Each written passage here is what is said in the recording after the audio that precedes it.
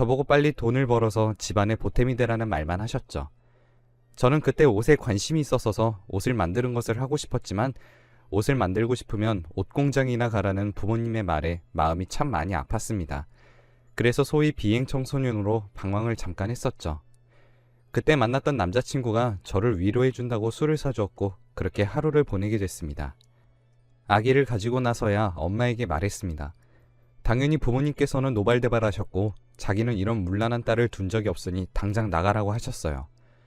저는 그렇게 집에서 나와 혼자 살게 되었는데요.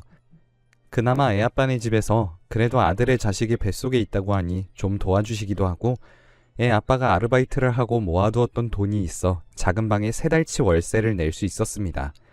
애 아빠는 부모님께서는 아직 동거하는 건 안 된다고 직장을 가질 때 어떤 불이익이 있을 줄 아냐고 했다더군요.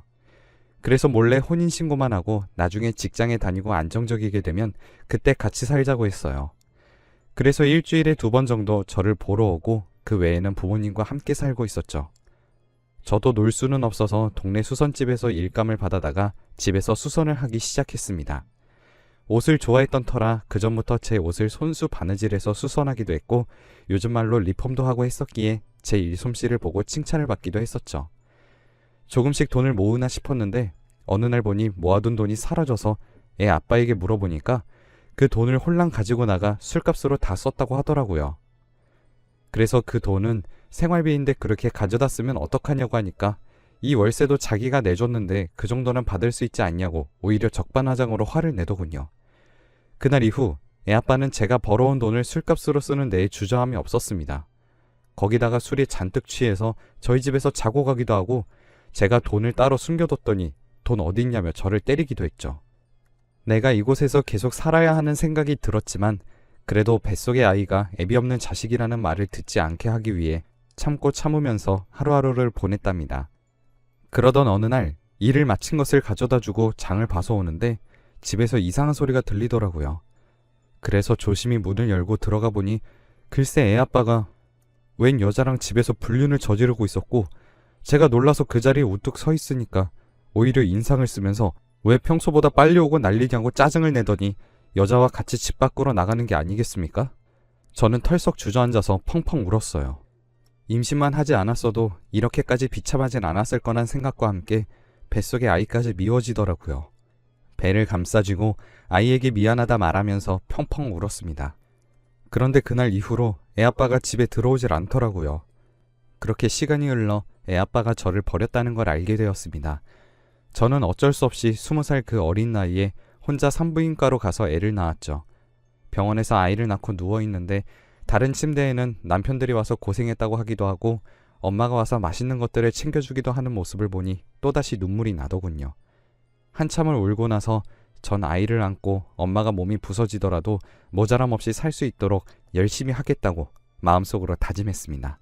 병원에서 나와 다시 일감을 받아 일을 하고 있는데 애아빠의 어머니께서 찾아오셨어요. 저는 애아빠가 돌아오지 않는다고 도대체 어디에 있냐고 물어봤는데 냉정한 목소리로 저에게 혼인신고를 너무 서둘렀던 것 같다고 하면서 종이 한 장과 봉투 하나를 내미시더라고요.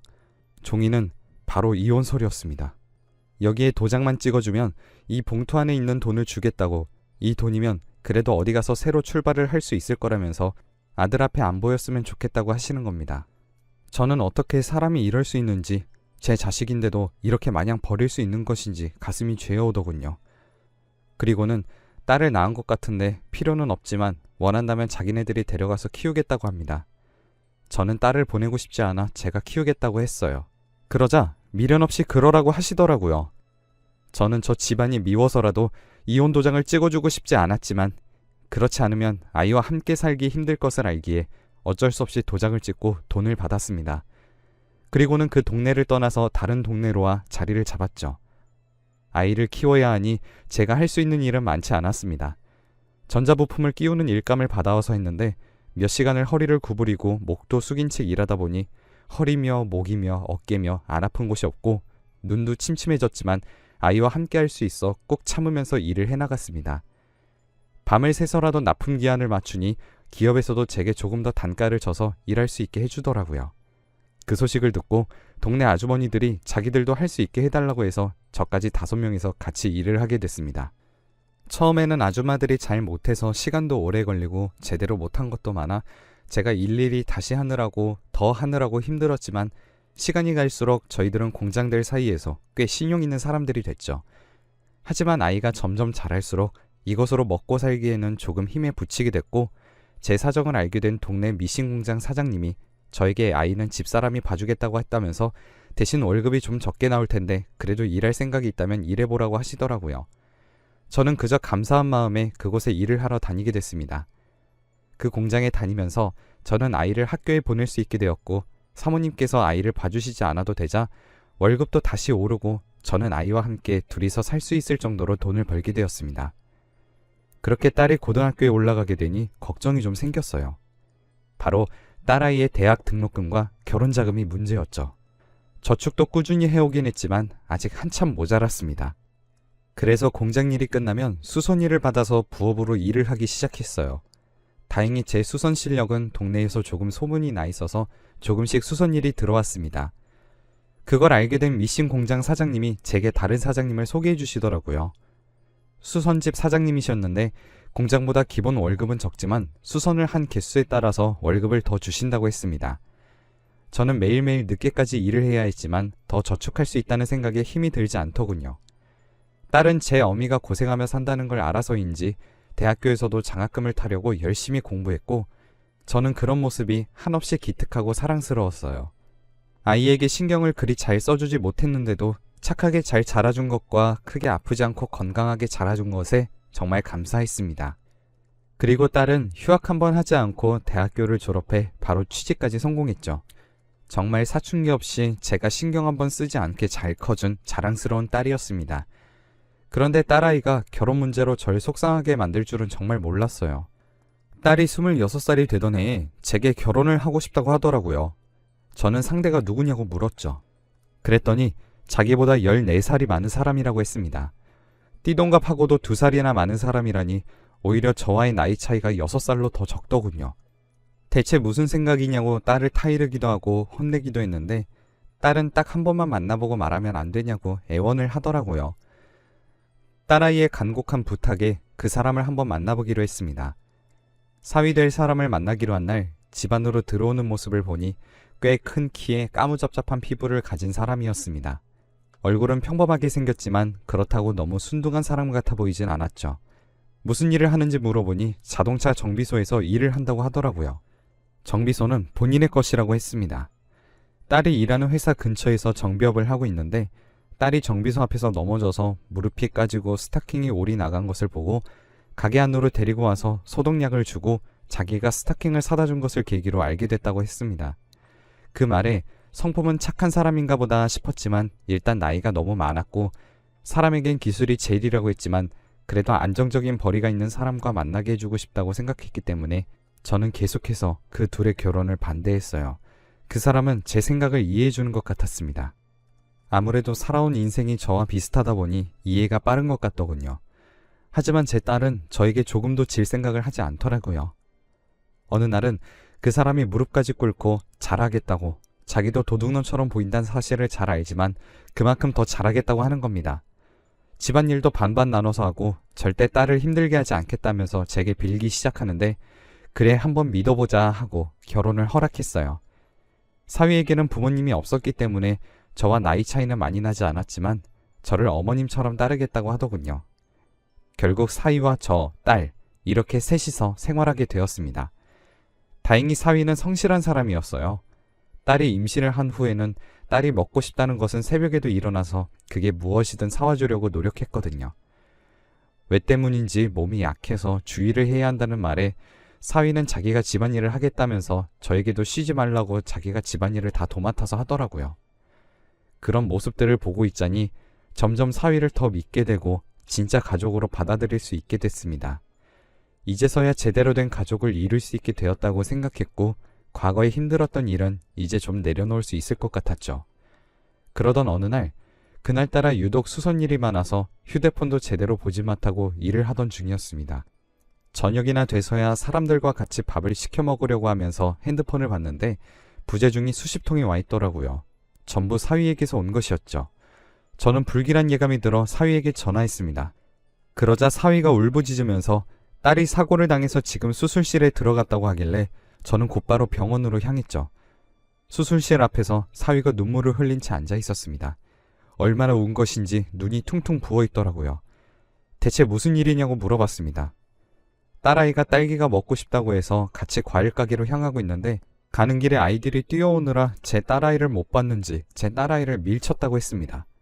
그렇게 넘어지기만 했으면 그나마 괜찮았을 텐데 하필이면 넘어지는 방향에서 오토바이가 달려오고 있었고 결국 오토바이와 부딪혔다고 하더군요. 그때 딸아이는 정신이 있었다고 했습니다. 그런데 일어나서 걸으려는 순간 갑자기 풀썩 주저앉았다고 해요. 그리고는 걸을 수가 없다고 다리에 힘이 들어가지 않는다고 눈물을 흘리더니 그대로 기절을 했다고 합니다. 병원에 와서 보니 부딪히면서 내부에 출혈이 생겼고 그게 신경을 누르고 있어서 다리가 안 움직이는 것 같다고 하며 신경이 미약하게 손상을 받긴 했지만 재활 운동을 잘 한다면 다시 걸을 수 있을 것이라고 했죠. 저는 저도 모르게 바닥에 주저앉아 버렸어요. 딸아이가 잘못된 것이 아니란 것에 대한 안도감 때문이었죠. 정말 그때의 심정은 다시 느끼고 싶지 않습니다. 그렇게 아이가 수술을 하고 나왔는데 의사의 표정이 좋지 않더군요. 저와 사위는 혹시 수술이 잘못된 건 아니냐고 물었습니다. 그런데 수술은 잘 됐다고 했어요. 하지만 산모에게 스트레스가 너무 심했던 것인지 유산하게 됐다고 하더라고요. 몸이 약해 어떻게 될지 몰라 더 조심하고 더 소중했던 아기인데 유산했다는 사실을 알면 딸아이가 어떻게 될지 생각만 해도 아찔했죠. 하지만 일단 살아서 다행이었고 아이야 또다시 가지면 된다는 생각을 했지만 딸아이는 그게 아니었나 보더라고요. 정신을 차리고 딸아이는 제일 먼저 아이를 찾더라고요. 유산됐다는 말에 꿈이 사실이었냐면서 아이가 기어가는데 아이를 안아주려 아무리 쫓아가도 아이가 잡히지 않았다고 펑펑 울어댔습니다. 사위도 다시 노력해보자고 했지만 도무지 울음을 그치지 못하더라고요. 방금 딸을 잃었으면 어쩌나 하는 심정으로 병원에 왔었기에 딸의 심정을 너무 잘 알 수 있었어요. 딸아이는 그렇게 하루 종일 운 뒤에 식욕도 잃은 채로 병원 침대에 누워 하늘만 바라보고 있었습니다. 다음 날도 그 다음 날도 멍하니 앉아만 있었죠. 겨우겨우 입에 음식을 넣고 휠체어에 태워 바깥 공기도 쐬게 해주고 심지어는 이 엄마도 자식을 잃게 할 거냐고 화도 내봤지만 딸아이는 도무지 제정신을 차리지 못하더군요. 하루하루 말라가고 근육이 줄어들어 차마 눈물 없인 볼 수 없을 모습이 되었습니다. 거기다 설상가상으로 사위는 점점 더 병실에 오지 않게 됐어요. 전에 저에게 있던 일이 생각나 덜컥 겁이 났죠. 그런데 어느 날 사위가 저를 불러내더군요.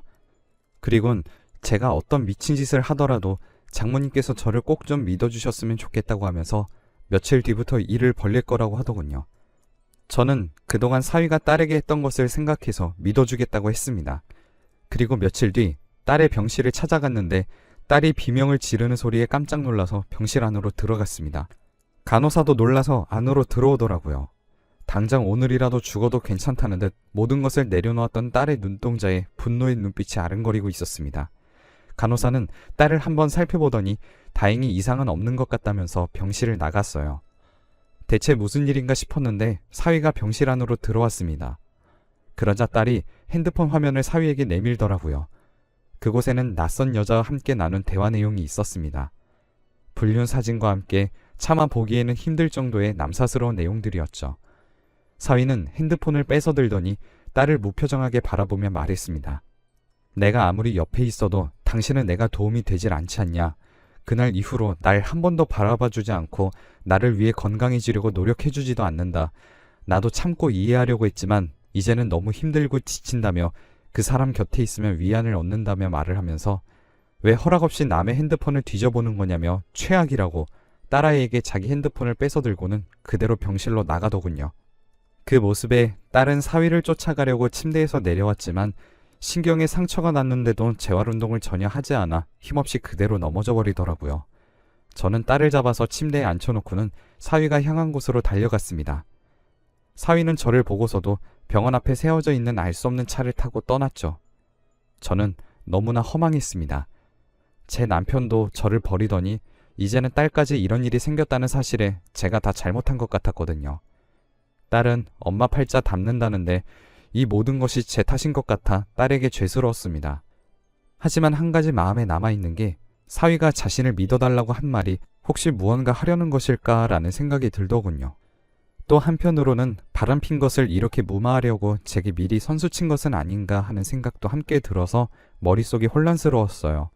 하지만 그보다도 먼저 딸의 곁에 있어줘야 했기에 저는 딸에게 향했습니다. 딸은 넋이 나간 것처럼 보이더군요. 다음날 딸은 사위에게 몇 번이고 전화하는 것 같았습니다. 하지만 없는 번호라는 안내만 계속해서 나왔죠. 제게 집에는 안 들어오냐고 물어보더군요. 그날 이후로 사위가 집에 들어오지 않는다고 말했더니 딸은 주먹으로 침대를 마구 때리더라고요. 딸은 다음 날부터 그놈을 자기가 찾아서 죽여버리겠다며 이를 악물고 재활운동을 하기 시작했습니다. 음식도 잘 먹지 않았던 터라 몇 번을 개원했지만 그러면서도 악착같이 음식을 먹더라고요. 그리고 몇 달이 지나자 놀랍게도 딸은 이제 2다리로 멀쩡하게 걸을 수 있게 됐습니다. 결국 건강해진 딸은 퇴원을 할 수 있게 되었고 병원을 나서는데 병원 앞에 웬 여자가 서 있더라고요. 어디서 많이 본 것 같다 싶었는데 딸이 마구 뛰어가더니 그 여자의 뺨을 때리기 위해 손을 올렸습니다. 하지만 그 여자는 딸의 손을 막더니 상자를 하나 줬어요. 딸은 그 상자가 뭔지 보지도 않고 그대로 상자를 내리쳤죠. 그러자 색색깔의 수많은 봉투들이 바닥에 흩뿌려졌습니다. 그 여자는 딸에게 후회할 짓 하지 말고 그 내용물이 뭔지 먼저 보라고 했어요. 딸은 주먹을 꽉 쥐더니 봉투를 쥐어 안에 있는 내용물을 봤습니다. 그것들은 모두 사위가 딸 앞으로 보낸 편지였습니다. 하루에 한 통, 못해도 3일에 한 통 되는 편지들은 일기처럼 그날 자기가 무엇을 했으며 건강이 빨리 나아지길 바란다고 아이는 또 만날 수 있을 거라는 딸을 다독이는 편지였어요. 딸은 대체 이게 무슨 상황인가 알 수 없어 그 여자를 바라보았습니다. 알고 보니 그 여자는 사위가 새들었던 곳 주인집의 딸이라고 하더군요. 그곳에서만 10년을 살았는데 부모님이 안 계시다 보니 주인집 어른들을 부모님처럼 잘 따랐고 그러다 보니 그 딸도 친남매처럼 살았다고 했죠. 그런 오빠가 어느 날 갑자기 찾아와서는 도와달라고 눈물을 흘리는데 자기 남편이 절대 안 된다고 말리는 것을 무릎까지 꿇고 도와달라고 하는 통에 어쩔 수 없이 도와주었다고 했습니다. 핸드폰도 없애고 과거에 살았던 주인집 댁에서 얹혀 살면서 집안일도 도와드리고 아침부터 밤까지 일만 하고 있다고 했습니다. 딸은 눈물을 흘리면서 오빠는 어디 있냐고 했고 부모님 댁에서 기다리고 있다는 그 여성의 말에 저도 같이 그곳으로 향했죠. 저희가 온 모습에 노부부는 말없이 집 안으로 저희를 들였습니다. 그리고 사위가 살고 있었다는 방을 보여주는데 정말 간소하더군요. 친구들과 술 약속 한번 나가지 않고 막노동도 뛰면서 일을 한다고 다른 곳에 출장까지 가면서 일을 하고 있었다고 하더군요. 그 여자분께서 제 딸의 손을 잡으며 오빠의 노력이 헛된 것이 아니게 되어서 기쁘다고 건강해져서 다행이라고 해주시는데 딸과 저는 눈물을 펑펑 쏟아냈습니다. 그리고 늦은 밤이 되어 문 열리는 소리가 나기도 전에 딸이 재빠르게 현관으로 향하더라고요. 자기 남편의 발소리는 잘 알고 있었나 봅니다. 철문을 열고 들어오던 사위는 자기를 기다리고 있는 제 딸의 모습에 깜짝 놀랐고 곧이어 눈물을 흘리더니 제 딸을 꼭 안아줬습니다. 그러면서 미안하다고 마음을 힘들게 해서 미안하다고 말을 하며 제 딸에게 사과를 하더군요. 그 모습을 보고 있자니 사위는 제게 믿어달라고 먼저 말을 해줬음에도 불구하고 오해만 했던 제가 그렇게 어리석을 수가 없고 미울 수가 없었습니다. 그 다음 날부터 저희는 함께 살았던 곳으로 돌아와 다시 셋이서 오손도손 살게 되었어요. 저는 결혼에 실패했지만 딸아이는 정말 좋은 사람을 만난 것 같아 다행이네요. 딸아이는 임신을 하면 또 위험해지진 않을까 걱정하는 것 같지만 사위가 좋은 사람이니 사위를 믿고 또 자식을 가지려 노력하는 것 같습니다. 그 언젠가 예쁜 손주, 손녀들로 이 집이 떠들썩해지는 날이 있겠죠. 제 사연은 여기까지입니다.